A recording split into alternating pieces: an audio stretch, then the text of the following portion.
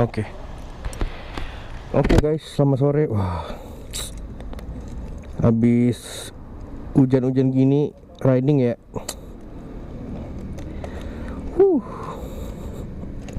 Jadi gue mau ke bengkel bentar buat setting karburator. Jadi oke, sorry.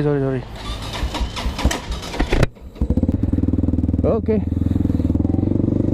Jadi gue mau ke bengkel bentar hari ini rencananya. Mau apa ya? Sedikit setting karburator, bisa nggak ya dia? Soalnya gue kalau tutup gas, kenapa gue tuh nembak, aduh, gue nggak suka banget deh kayak gitu. Malu-maluin di jalan diliatin orang kayak mesin gak sehat. Mungkin sambil di jalan kita cerita-cerita dulu kali ya, cerita tentang merek Minerva ini gitu. Minerva Megili 2,5. Sedikit historinya, gue emang bukan terlalu ahli tentang histori ya, cuman gue akan coba bahas seingat gue. Kalau ada yang salah mohon dikoreksi di komen. Jadi Minerva itu kalau nggak salah lahir tahun 2007. Tahun 2007. Dan memang dia awalnya bayangin aja kan, kayak Minerva tuh motor mana sih? Motor Cina atau motor Indo atau motor Jerman kan? Pada bingung kan? Nah sebenarnya Minerva ini memang awalnya adalah motor Cina, Lochin mereknya, distributor motor Cina gitu, Lochin. Lagi pada San Mori.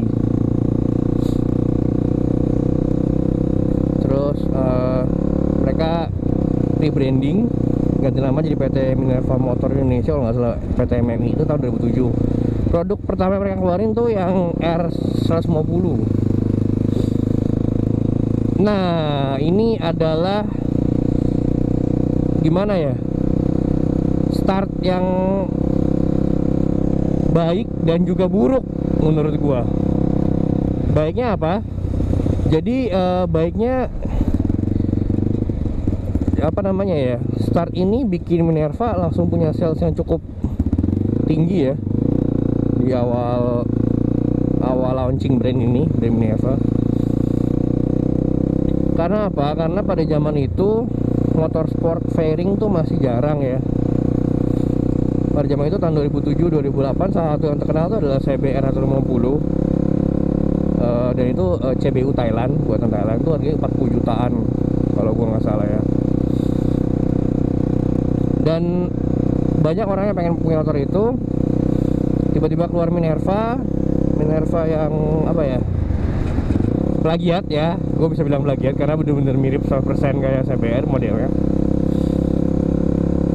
Dari kapasitas mesin, body sampai stripping tuh mirip banget sama CBR 150. Jadi ya emang plagiat. Nah di situ bagusnya adalah banyak orang yang tertarik karena kekerenannya,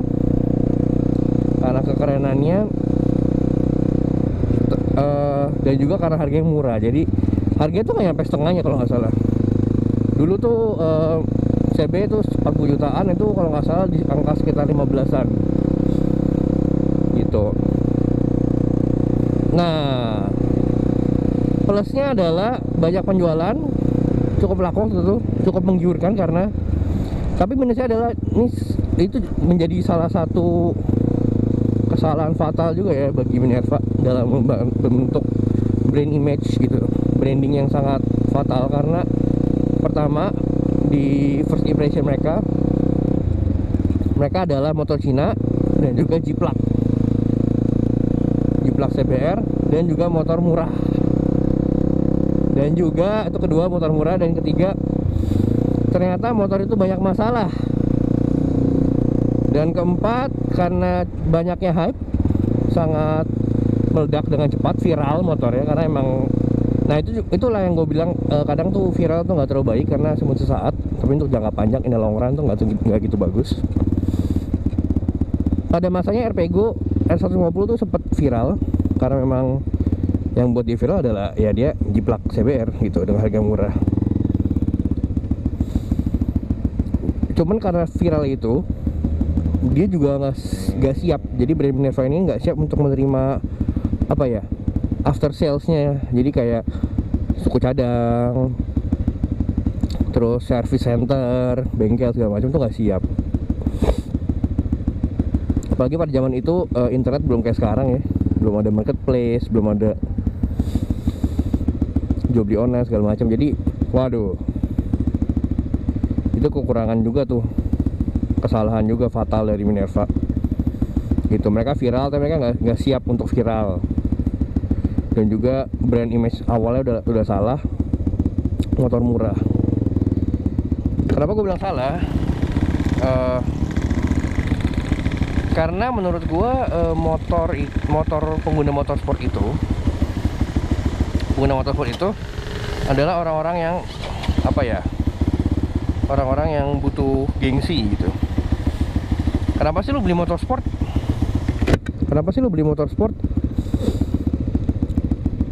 Kenapa nggak motor matic? Padahal jelas matic itu lebih nyaman gitu. Kenapa nggak motor bebek yang lebih nyaman juga, lebih konvensional? Itu kenapa lu beli motorsport? Karena lu butuh gengsinya gitu.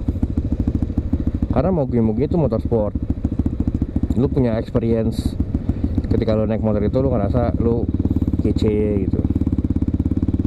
Nah itu makanya brand image yang rusak di awal, juga tidak siapnya Minerva menjadi viral tuh faktor sangat penting untuk yang menurut gua membuat Minerva itu nggak ini ya, apa ya, nggak lama, umurnya nggak panjang di Indonesia. Cuman dari 2017 kalau nggak salah, cuma sampai 2013 atau 2014 kalau nggak salah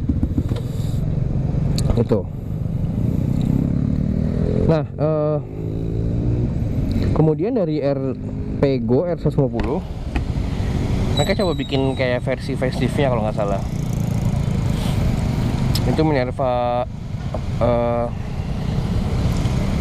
VX kalau nggak salah ya, atau Erpego yang baru, New R150 gitu. Nah itu masih ngejeplak juga.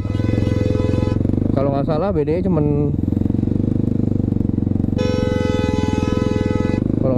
cuman waduh Lexus coy, bedanya cuman upside down sama beberapa perbedaan body dikit gitu lah ya sama mesin. Gua nggak terlalu ingat sih, cuman dia bikin itu tetap bagus juga. Dan akhirnya mulai berasa brand image-nya mulai berasa motor murah, sehingga itu apa ya, efeknya ke user tuh jelek. Jadi semua orang tuh nganggap Minerva motor murah, motor Cina lah. Jadi orang-orang pengguna Minerva itu banyak diledekin, banyak merasa dirinya rendah karena mereka punya motor murah gitu, motor sport murah. Padahal dibilang murah juga ya nggak semurah itu juga kan, tapi ya brand image itulah yang menentukan kan. Nah akhirnya mulai turun lah penjualan Minerva itu. Mereka mulai keluarin motor baru dan mereka mulai mencoba berinovasi. Waktu itu mereka ngeluarin VX 150 kalau nggak salah. Nah itu model beda dari CBR. Nah ini kalau yang motor ini bukan Cina lagi setahu gue. Jadi mereka itu diproduksi di Indonesia, pabriknya di Bogor kalau nggak salah. Nah itu lumayan bagus sih, mesinnya lebih bagus, semuanya lebih bagus. Dan kita sebenarnya harusnya turut bangga dengan produk Minerva itu, karena itu dirakit 100% dari produk lokal gitu. Motornya bagus, bandel, awet gitu. Tapi ya itu, mereka juga belum siap untuk after sales dan juga kesalahan di brand image-nya itu di awal. Jadi ya penjualannya terus menurun. Dan mereka mencoba memperbaiki brand. Jadi mereka sudah menyadari kesalahan mereka. Wah gila, brand kita udah rusak nih, kayak kita bener-bener ngecap brand murah, brand Cina segala macam. Ya karena udah selalu di awal gitu. Kenapa lu ngejiplak dan lu kasih harga murah banget gitu. Nah akhirnya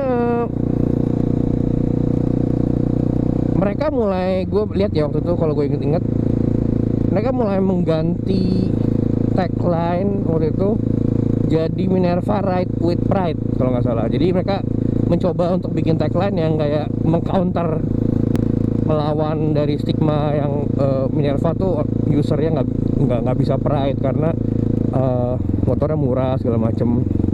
Dan mereka mulai melawan itu gitu dengan branding tagline Ride with Pride. Terus mereka juga mulai bikin motor sendiri, udah nggak ngejiplak lagi. Di rakyat di Indonesia mereka bekerja sama, waktu itu mereka beli lisensi dari mana-mana ya, dari Jerman, mereka beli lisensi SAS. Akhirnya motor yang bener-bener dari Jerman tuh lahirlah ini bebek mereka yang unik banget. Aduh gue dulu pengen banget punya motor itu, namanya Minerva Madas 125. Itu keren abis guys. Nah itu buatan Minerva berkolaborasi dengan pabrik Jerman SAS. Terus mereka bikin Matic, skuter sport pertama dan terkeren di Indonesia waktu itu, sebelum zaman NMAX segala macam masuk. Nah Minerva ini udah bikin Matic Sport dulu nih. Nah itu GTR 150 sama GTR 170 Pro. Mereka itu juga bikin sendiri, berkolaborasi sama pabrikan Taiwan, CPI namanya. Di Taiwan tuh motor sebenarnya cuman kayak, kalau nggak salah cuman motor dua tak malah. Jadi mereka tuh motor 2 tak, terus cuma 50 cc gitu, kalau 170 cc. Terus bodinya dipakai doang sih kalau nggak salah sama Minerva. Jadi motor Matic mereka dengan cc 150 dan 170 gitu. Dan mereka mulai memperbaiki brand, mencoba memperbaiki brand. Mereka mengeluarkan Megili. Nah Megili ini motor gue sekarang, yang menurut gue sebenarnya bagus, terutama Megili Gen 1, Gen 2 itu bagus banget motornya sebenarnya. Sangat, aduh, itulah kesalahan brandingnya. Jadi motor itu dianggap sebelah mata, dijelek-jelekin gitu, dianggap motor sport murahan. Padahal sebenarnya Megili generasi kedua yang pakai radiator itu udah keren banget. Mesinnya bagus, powernya oke, untuk ukuran 1 silinder dengan harganya yang oke, bodinya keren, mantep lah pokoknya. Jarang ada masalah. Cuma mereka kalah di branding lah. Orang udah terlanjur ngecap Minerva itu motor Cina dan jelek gitu. Bahkan sampai sekarang sampai sekarang kalau orang lihat motor gue kayak, oh ya elah Minerva gitu. Gitu. Jadi usaha-usaha yang mereka lakukan untuk tidak mengcopy motor lagi dan membuat motor original sendiri itu gagal. Mereka bahkan dulu pernah mengcopy Honda Tiger Evo gitu. X-Road juga kalau nggak salah mereka copy dari YZ ya, YZ 125 gitu. Jadi kental banget brandingnya itu. Jadi ya udah susah lah kembali ke brandingnya. Ya mereka sempat menguasai pasar pangsa motorsport dengan 150 VX, new VX. Itu kalau nggak salah 20% pangsa pasar motorsport di Indonesia. Cuman ya itu nggak bertahan lama karena ya branding. At the end branding wins gitu. Honda, Yamaha, Suzuki semua brandingnya udah kuat banget. Jadi ya begitulah. Minerva kalah dan mereka kalau nggak salah umurnya cuma 7 tahun ya, dari 2007 sampai 2014. Mereka cuma ada 7 tahun di Indonesia. Kalau gue cukup bangga lah sama brand itu. Semua petinggi juga orang Indonesia, keren lah. Pak Kris kalau nggak salah, waktu itu direktur utama MMI, Minerva Motor Indonesia. Sekarang kalau nggak salah Pak Kris itu kerja di KTM Indonesia kalau nggak salah lah ya. Dan beliau keren banget kalau gue baca-baca ya press release dari dia dulu. Sangat disayangkan. Nah sebenarnya apa sih yang bisa diganti dari Minerva gitu? Bisa diganti dari Minerva dulu, cukup sulit sebenarnya. Udah berat banget kalau di awal first impressionnya jelek. Jadi orang kalau udah nyobain satu produk dan first impression jelek itu udah sangat sulit, walaupun bisa diperjuangkan. Tapi mungkin butuh modal yang besar dan waktu yang cukup lama gitu. Terutama modal sih. Jadi apa yang akan gue lakukan kalau seandainya waktu itu gue kerja di Minerva ya, mungkin jadi marketingnya atau jadi brand director ya. Mungkin gue akan rebranding. Gue gak akan pakai nama Minerva lagi. Gue akan ganti nama dan gue akan ganti logo. Gue akan bikin tagline, gue akan logonya yang premium gitu. Terus oke, gerakannya udah bagus. Mereka ngeluarin motor-motor di Indonesia yang apa ya, yang motorsport yang baru, nggak kopi lagi. Tapi gue mau bakal nge-rebranding. Habis itu gue bakal bikin juga beberapa motor yang memang diminati pangsa pasar pada waktu itu. Jadi yang sulit dari Minerva adalah Minerva bener-bener khusus motor sport. Saking sportnya pada zamannya tuh Matic-nya nggak laku sama sekali.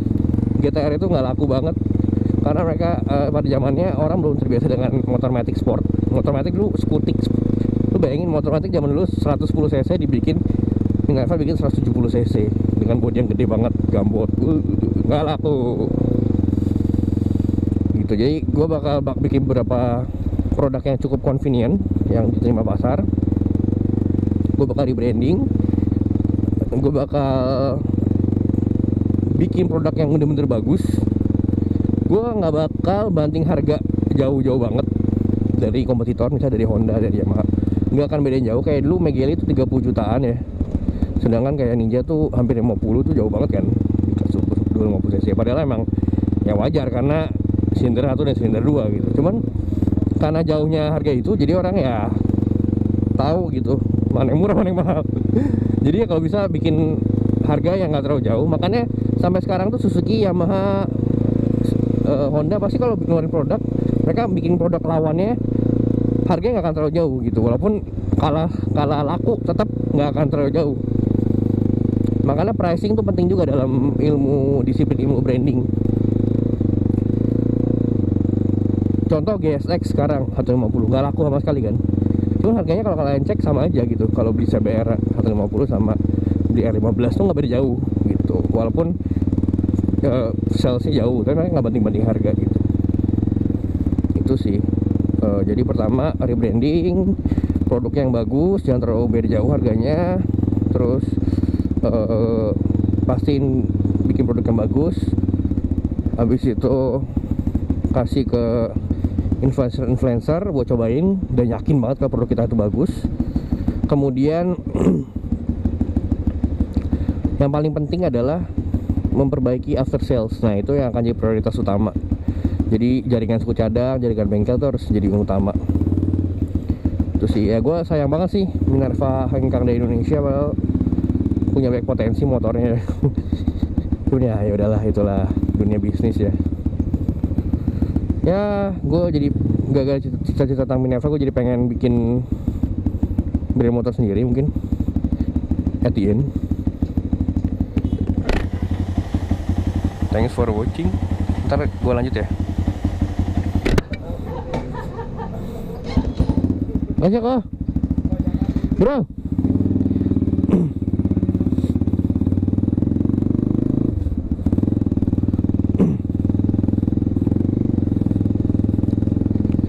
Oke, lanjut lagi di motovlog. Wah, udah enak banget, sumpah asli. Udah gak nembak lagi karbu gua. Karbu knalpot gua. Setting karbu tadi alot juga sih, kayak 4 kali 5 kali run lah. Baru dapat yang lumayan oke. Udah oke nih sekarang. Mantap. Gue jadi penasaran pengen coba top speed yang lagi. Dapat kayak 137 gitu. Enak banget, udah nggak nembak-nembak lagi. Oke, lanjut aja cerita tentang Minerva ya. Ya gitu sih, sangat disayangkan banget ya, kayak brand motor karya anak bangsa. Maksud gua karya tuh adalah ya, yang bangun brandnya orang Indo gitu, bukan orang luar yang masuk gitu. kayak Honda, Yamaha kan Jepangan tuh. Nah ini yang bangun brand adalah orang Indonesia. Nah terakhir-terakhir juga motornya bikinan Indonesia, dirakit di Indonesia gitu. Terus apalagi ya, sayang banget motor-motor keren dari Minerva tuh harus punah, udah gak kuat lagi bersaing di pasar Indonesia. Itulah pentingnya branding lah ya menurut gua. Jadi memang brandingnya motor Jepang tuh udah lahir puluhan tahun lah ya di dunia ini. Jadi ya udah sangat kebentuk. Kayak misalnya Honda tuh motor yang mengedepankan keselamatan, safety, dan juga kenyamanan gitu. Udah terbentuk banget stigmanya Honda gitu. Yamaha motor-motor apa ya, gampang dituning gitu kan. Suzuki motor-motornya aneh, motor unik, mesinnya bandel. Kawasaki motor-motor kenceng kan, spesialis motor-motor sport Kawasaki gitu. Jadi mungkin ya, tapi memang itu nggak gampang lah ngebangun branding, apalagi jika udah salah brand image di awal. Kamu pemain motor sport cuman tidak memikirkan ego dari para customer. Nah itu kefatalannya tuh ada potensinya besar loh marketing Minerva. Dengan lu salah branding di awal aja, brand positioning brand lu aja, fansnya tuh banyak gitu di Indonesia, terutama di daerah sih. Itu fansnya banyak.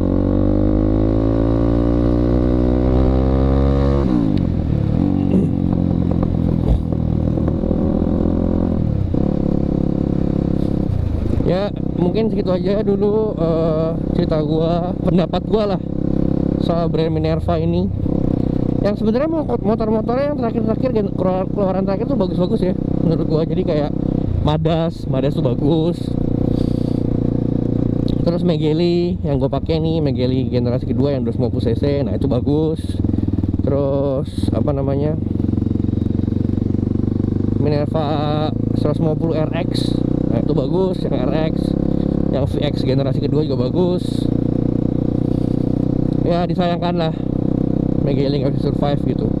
Mungkin kalau gue jadi dia, gue bakal dulu keluar negeri gitu ya, minta suntikan dana untuk nge-rebranding. Ya kalau seandainya brand bikinan anak Indonesia ya, lokal, tapi bisa menyaingi brand global kan bangga ya. Menyaingi brand global, atau bahkan brand Minerva nanti bisa, atau entah apa di rebranding jadi apa, itu bisa go internasional kan, pasti kita juga bangga ya sebagai anak bangsa. Itulah yang disayangkan ya. Kita tunggu aja apakah bakal ada kejutan-kejutan berikutnya. Mungkin ada sultan-sultan lain atau beberapa sultan yang hobi motor gitu, mau bikin apa, brand motor lagi baru kayak Minerva itu. Nah itulah yang kita tunggu ya. Jadi biar persaingan pasar sepeda motor tuh nggak monoton gitu, cuman Suzuki juga udah nggak masuk persaingan sekarang mah. Honda, Yamaha gitu kan. Kawasaki mulai naik, Suzuki ya lemas. Dengan produk Next tuh Matic-nya malah cukup bagus, lumayan, cuman ya kurang laku juga. GSX dan Banditnya juga ya begitulah, kurang laku juga. Agak susah sekarang Suzuki untuk bangkit. Mereka cukup mendominasi pasar waktu Satria FU muncul. Nah itu cukup menggebrak sih. Itu pun juga padahal Satria FU itu nyeleneh juga, kayak nggak ada motor bebek yang modelnya kayak gitu tuh di Indonesia ya. Sonic pun dulu belum nyampe Indo ya, masih CBU dulu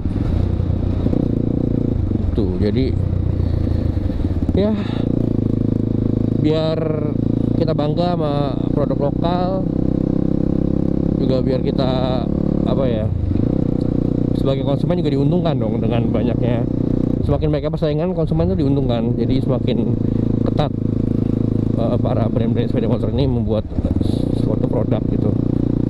Semakin banyak persaingan, semakin ketat, harga bisa turun mungkin. Gitu ya. Minerva nggak siap lah waktu itu dengan keviralannya. Sekian dari gua hari ini, semoga bisa membantu, bisa memberikan insight atau bisa mengingatkan kalian tentang pernah ada motor brand ini gitu di Indonesia. Kalau kalian ada komentar boleh komen, gue pasti akan bales. Atau kalian follow IG gue, bantu subscribe ya guys. Thank you. See you next time. Waduh.